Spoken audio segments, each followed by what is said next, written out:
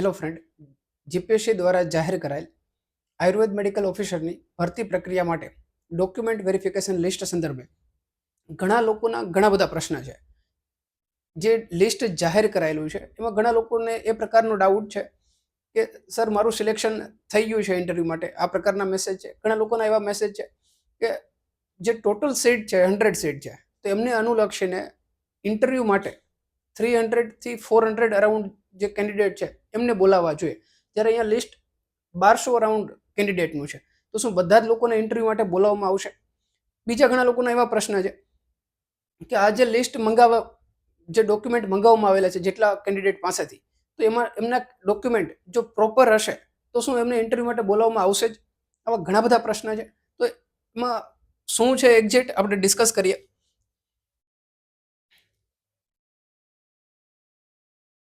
પ્રાથમિક કસોટીના આધારે આયોગે અરજી ચકાસણીની પાત્રતા માટે નક્કી કરેલ લાયકી ધોરણ જે તે કેટેગરીમાં મેરિટ યાદી મુજબ ઉતરતા ક્રમમાં જરૂરી સંખ્યા અનુસારના છેલ્લા ઉમેદવારના ગુણ, જે રીતના આપણે પ્રીવિયસ લેક્ચરમાં જે રીતના ડિસ્કસ કરેલું હતું પ્રીવિયસ સેશનમાં, કે લાસ્ટ કેન્ડિડેટ જે હશે કેટેગરી અનુસાર લાસ્ટ જે કેન્ડિડેટ હશે એમના જેટલા ગુણ હશે, એ ગુણ ધરાવતા જેટલા પણ ઉમેદવારો હશે તો બધા લોકોને ઇક્વલ ચાન્સ મળતો હોય છે ઇન્ટરવ્યૂ માટે. તો અહીંયા ઉતરતા ક્રમમાં જરૂરી સંખ્યા અનુસારના છેલ્લા ઉમેદવારના જે ગુણ છે એ મુજબ નીચે દર્શાવ્યા મુજબના ઉમેદવારોને અરજી ચકાસણીને પાત્ર સફળ જાહેર થાય છે. મીન્સ જે કંઈ લિસ્ટ આપેલું છે એ કેમના માટે છે? ડોક્યુમેન્ટ વેરિફિકેશન માટેનું લિસ્ટ છે. પ્રસ્તુત યાદી એ મેરિટ લિસ્ટ નથી. આ કોઈ પણ પ્રકારનું મેરિટ લિસ્ટ નથી, પરંતુ માત્ર ને માત્ર જે ઉમેદવારો પાસેથી પ્રમાણપત્રોની ચકાસણી માટે અરજીઓ મંગાવવાની થાય છે તે ઝોન ઓફ કન્સિડરેશન અંતર્ગતની યાદી છે. ઝોન ઓફ કન્સિડરેશનની અંતર્ગતની યાદી મીન્સ કે ફોર એક્ઝામ્પલ 100 સેટ છે, આપણે એમને 3 ગણા કાઉન્ટ કરીએ કે 300 અરાઉન્ડ, બટ 300 એક્ઝેક્ટ ના થાય. જે રીતના આપણે પ્રીવિયસ સેશનમાં ડિસ્કસ કર્યું હતું એ રીતે કે 400 પ્લસ કેન્ડિડેટ થશે, તો પણ 400 થી લઈને 500 અરાઉન્ડ કેન્ડિડેટ જે છે ઇન્ટરવ્યૂ માટે મેક્સિમમ કન્સિડર થશે. બટ અહીંયા જે યાદી છે કેટલી છે? ટોટલ 1200 અરાઉન્ડ કેન્ડિડેટની યાદી છે. તો આ શું છે? ઝોન ઓફ કન્સિડરેશન છે. મીન્સ કે એવું ના હોય કે 100 સેટ છે તો 500 લોકો જે છે 500 કેન્ડિડેટ એમની પાસેથી ડોક્યુમેન્ટ વેરિફિકેશન માટે યાદી મંગાવવામાં આવે. એવું બની શકે કે જે કેન્ડિડેટ ને ઇન્ટર્નશિપ કમ્પ્લીટ નથી હોય અથવા તો ઘણા બધા ડોક્યુમેન્ટ એમની પાસે પ્રોપર ન હોય છતાં પણ એમને સારા માર્ક્સ હોય, તો એ સંજોગોમાં શું થાય કે એમના પછીનું જે નેક્સ્ટ ક્રમ છે તો એ લોકોને પણ ઇન્ટરવ્યૂ માટે બોલાવવામાં આવે. એટલા માટે અહીંયા એક ઝોન ઓફ કન્સિડરેશન છે કે 1200 અરાઉન્ડ જે કેન્ડિડેટ છે આમાંથી નેક્સ્ટ એક યાદી બહાર આવશે કે જેમને ઇન્ટરવ્યૂ માટે બોલાવવામાં આવશે. જે લિસ્ટ આપેલું છે જે કેન્ડિડેટનું, જે સીટ નંબર આપેલા છે, એમને શું કરવાનું છે? ઓનલાઈન પોતાના ડોક્યુમેન્ટ જે છે અપલોડ કરવાના છે.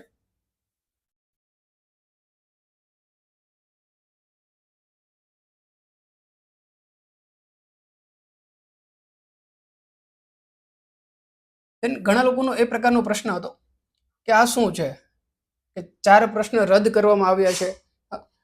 તદ અનુસાર સદ્રહુ કસોટીમાં 4 પણ પ્રશ્ન રદ કરવામાં આવેલ હોવાથી પ્રત્યેક સાચા જવાબના કિસ્સામાં 1.020 ગુણ પ્રદાન અને પ્રત્યેક ખોટા જવાબના કિસ્સામાં 0.306 ગુણ કપાત પ્રમાણે જવાબ વહીનું મૂલ્યાંકન કરવામાં આવ્યું છે.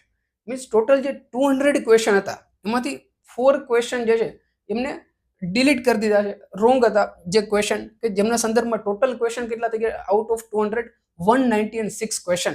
બટ માર્ક્સનું વેઇટેજ મેન્ટેન રહે એમના માટે 200 માર્ક્સ જે છે મેન્ટેન રહે એમના માટે શું કરેલું છે કે જે ક્વેશ્ચન 196 જે ક્વેશ્ચન છે એમાંથી જેમનું કોઈ પણ ક્વેશ્ચન સાચું છે તો એમને કેટલા માર્ક્સ મળે છે? 1.020.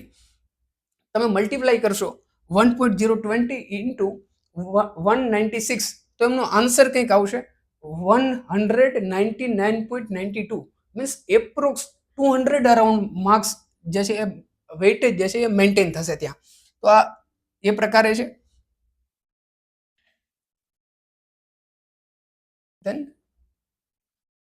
એ જે સંખ્યાઓ આપેલી છે એ સંખ્યાઓના સંદર્ભમાં ઘણા લોકોના પ્રશ્ન હતા કે અહીંયા અનુભવ વગરની અનુભવવાળી ભરતી, તો આ જે અહીંયા આપેલું છે 16 અથવા તો 12 અથવા તો 22 અથવા તો 25, તો એમને અનુલક્ષીને ટોટલ 1200 અરાઉન્ડ લિસ્ટ આપેલું છે.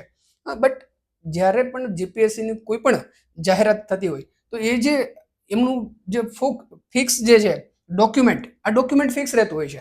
આમાં જે તે ભરતી પ્રક્રિયા હોય છે એમની જે જાહેરાત છે, જે કંઈ ચેન્જીસ કરવાના થતા હોય, એડવર્ટાઇઝમેન્ટ નંબર જે છે પર્ટિક્યુલર, અથવા તો કેન્ડિડેટના સીટ નંબર છે, એ જ ઓનલી એ લોકો ચેન્જ કરતા હોય છે. કોઈ પણ પોસ્ટ માટે જ્યારે ડોક્યુમેન્ટ વેરિફિકેશન માટે મંગાવવામાં આવે જીપીએસસી દ્વારા, તો બાકીનું જે ફોર્મેટ જે છે સેમ ટુ સેમ રહેતું હોય છે. ફોર્મેટની અંદર એ લોકો એડિટિંગ કરતા હોય છે. મીન્સ આ જે ચાર્ટ જે છે આપણા માટે એટલું અગત્યનું નથી. આપણે જે આગળનું જે નોટિફિકેશન હતું, મૂળ નોટિફિકેશન, એમાં જે રીતનું વર્ણન હતું કે 3 ગણા કેન્ડિડેટ, તો આપણે એ જ કન્સિડર કરવાનું છે ત્યાં.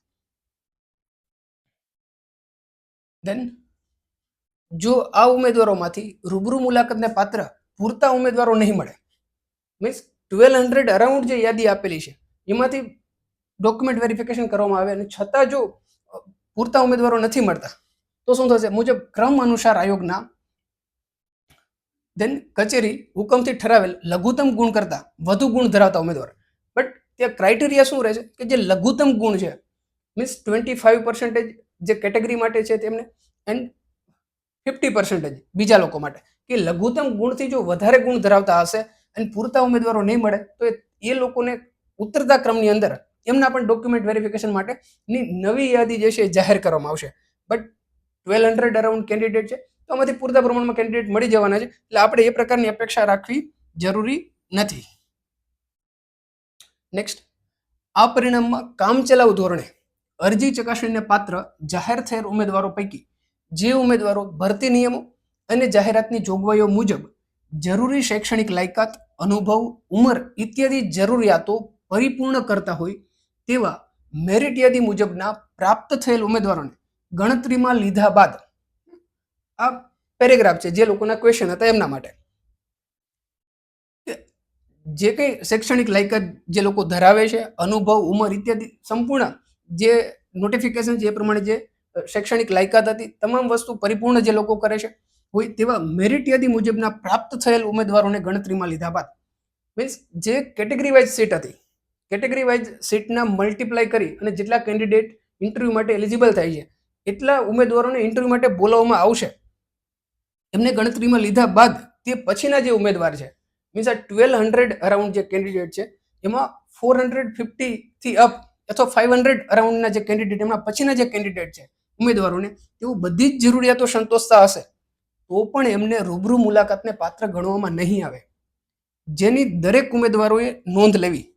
પરંતુ આ રીતે રૂબરૂ મુલાકાતને માત્ર માટે પાત્ર ગણવાના ઉમેદવારો પૈકી આ જે લિસ્ટ આપેલું છે 1200 અરાઉન્ડ, એમાં મુલાકાતને માટે પાત્ર ગણવાના ઉમેદવારો પૈકી જે તે કેટેગરીમાં છેલ્લા ઉમેદવારના ગુણ જેટલા જ સરખા ગુણ ત્યાર પછીના જે કોઈ ઉમેદવારના હશે તેમને પણ રૂબરૂ મુલાકાત માટે પાત્ર ગણવામાં આવશે. જે ઓલરેડી આપણે આગળ ડિસ્કસ કરેલું છે કે સપોઝ કે 4 સીટ છે તો 4 માટે 12 કેન્ડિડેટને બોલાવવાના થતા હોય, તો એમાં 12 નંબર પર જે કોઈ કેન્ડિડેટ છે એમના જે પણ કંઈ માર્ક્સ છે, તો એ માર્ક્સ ધરાવતા જેટલા પણ કેન્ડિડેટ છે એ તમામને ઇન્ટરવ્યૂ માટે બોલાવવામાં આવશે.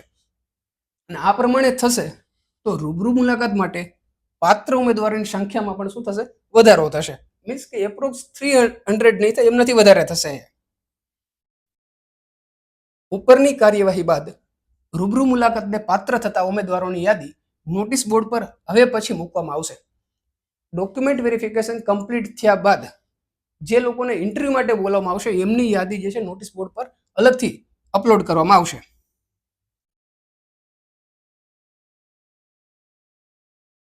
અરજી ચકાસણીને પાત્ર ઠરેલ ઉમેદવારોએ આ જાહેરાતના અનુસંધાને ઓનલાઈન કન્ફર્મ થયેલ અરજી પત્રક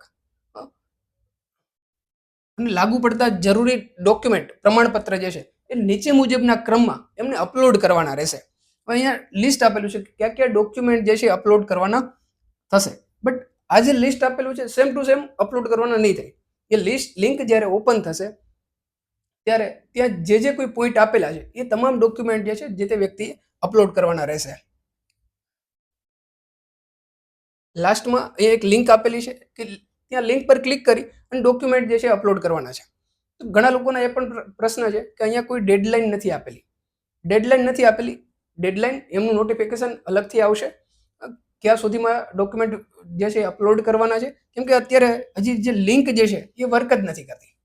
તમે એમના પર ક્લિક કરી ડબલ ક્લિક કરશો તો ત્યાં એક ઓપ્શન આવશે અપલોડ ડોક્યુમેન્ટ. અપલોડ ડોક્યુમેન્ટ પર ક્લિક કરશો તો ત્યાં જે જાહેરાત જે છે સિલેક્ટ જોબ, કઈ જોબ માટે તમે ડોક્યુમેન્ટ અપલોડ કરો છો, તો ત્યાં કોઈ ઓપ્શન જ નહીં મળે, કેમ કે હજી લિંક જે છે ઓપન થઈ નથી. સેમ તમારો કન્ફર્મેશન નંબર, બર્થ ડેટ કે એ ફિલઅપ કરશો તો પણ લિંક ઓપન થવાની નથી. એટલે અત્યાર સુધી કોઈ ડેડલાઇન કે કંઈ આપેલું નથી. ડોક્યુમેન્ટ કઈ રીતે અપલોડ કરવાના છે એ નેક્સ્ટ જ્યારે લિંક ઓપન થશે ત્યારે ડિટેલમાં એ ડિસ્કસ કરશું.